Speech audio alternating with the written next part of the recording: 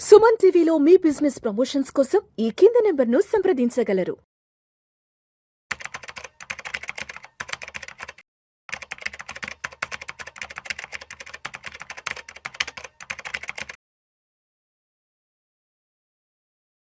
ప్రేక్షకులకి మీ రామచంద్రమూర్తి నమస్కారాలు.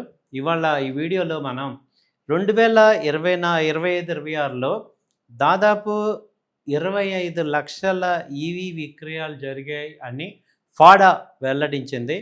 సో మన దేశం మొత్తంలో విద్యుత్ వాహనాల రీటైల్ విక్రయాలు 2025-26 సంవత్సరంలో కలిపి 24.5 లక్షల చేరాయని వాహన డీలర్ల సమాఖ్య ఫాడా మంగళవారం వెల్లడించింది. 2024-25లో రీటైల్గా 20 లక్షల ఈవీలు విక్రయాలు జరిగితే ఇప్పుడు 2024లో 25-26లో 25% అధికంగా ఉన్నాయని చెప్తున్నారు. విఘ్నేశ్వర్ గారు ఫాడా ప్రెసిడెంట్ విఘ్నేశ్వర్ గారు చెప్పారు. ప్రయాణికుల వాహన పీవీ కార్లు, ఎస్యూవీలు వాహనాల మొత్తంలో 1,08,000 నుంచి 83% వృద్ధితో దాదాపు 2 లక్షలకి చేరాయి.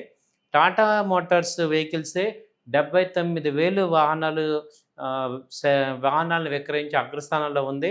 అలాగే జేఎస్డబ్ల్యూ ఎంజీ మోటార్స్ వచ్చి 53,000 వాహనాలను విక్రయించారు. అలాగే మహీంద్రా 42,000 వాహనాలను విక్రయించారు. ద్విచక్ర వాహనాల్లో 11,50,000 వాహనాలు నుంచి 21% వృద్ధితో 14 లక్షలకి పెరిగింది. టీవీఎస్ మోటార్స్ 3,50,000 వాహనాలు విక్రయించింది. అలాగే బజాజ్ 2,90,000 వాహనాలు విక్రయించింది. ఈథర్ ఎనర్జీ వచ్చి 2,40,000 వాహనాలు విక్రయించారు. త్రిచక్ర వాహనాలు చూసుకుంటే దాదాపు 7 లక్షల నుంచి 18% పెరిగి 8,30,000కి చేరాయి. వాణిజ్య వాహనాల విక్రయాలు 8,800 నుంచి 120% పెరిగి 19,000కి చేరాయి అని ఫాడా చెప్తున్నారు.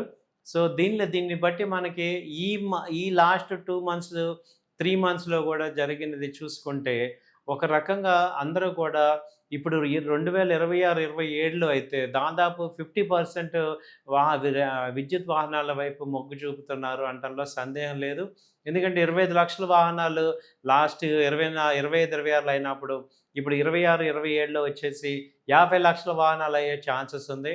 ఎందుకంటే క్రూడ్ ఆయిల్ పెరుగుతున్నప్పుడు అందరికీ కూడా ఒక రకమైన మార్కెట్ని అబ్జర్వ్ చేసిన వాళ్ళందరూ కూడా ఒక రకమైన చిరాకు వచ్చేసి ఈ క్రూడ్ ఆయిల్ దగ్గర పెట్రోల్ బంకుల్లో బారులు తీరి నుంచోటం, కిలోమీటర్ల మేర ఈ నుంచోటం వల్ల అందరికీ కూడా ఎలక్ట్రికల్ వాహనాలు ఉంటే బెటర్ కదా, ఈ పరిస్థితి వచ్చి ఉండేది కాదు అని అర్థమయ్యి అందరూ కూడా ఇప్పుడు ఎలక్ట్రికల్ వాహనాలకి మొగ్గు చూపే అవకాశాలు అయితే బాగా కనపడుతున్నాయి అనేది అర్థమవుతుంది.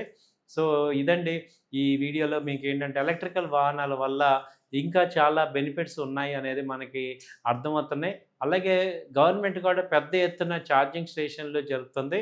సో ఎలక్ట్రికల్ వాహనాలతో పాటు సోలార్ ఎలక్ట్రికల్ తీసుకోవటం అనేది కూడా జరుగుతుంది. ఇప్పుడు సోలార్ ఎనర్జీ ఎలక్ట్రిక్ తీసుకుంటే సోలార్ ఎనర్జీ దాన్ని అప్పుడు కరెంటు మొత్తం కూడా ఆదా అవుతుంది. చాలామంది ఏమంటున్నారు, కరెంటు బిల్లు బాగా పెరుగుతుంది ఈ ఎలక్ట్రికల్ వాహనాలు తీసుకోవటం వల్ల అని. ఇప్పుడు దానికి ఆల్టర్నేట్గా సొల్యూషన్ ఏం చెప్తున్నారంటే ఈ సోలార్ హీట్ తీసుకోవటం వల్ల అటు కరెంటు ఆదా అవుతుంది, ఇటు ఛార్జింగ్ ఈజీ అవుతుంది. సో 2 కాంబినేషన్లో తీసుకోవటం వల్ల అటు ఎలక్ట్రికల్ వెహికల్స్ ఇంకా ఛార్జింగ్ ఇబ్బంది లేని పరిస్థితి అనేది వస్తుంది. సో కాబట్టి ఎలక్ట్రికల్ వెహికల్స్కి ఇప్పుడు చాలామంది మొక్కు చూపే అభిప్రాయం అయితే కనపడుతుంది. థ్యాంక్స్ అండి. నమస్తే.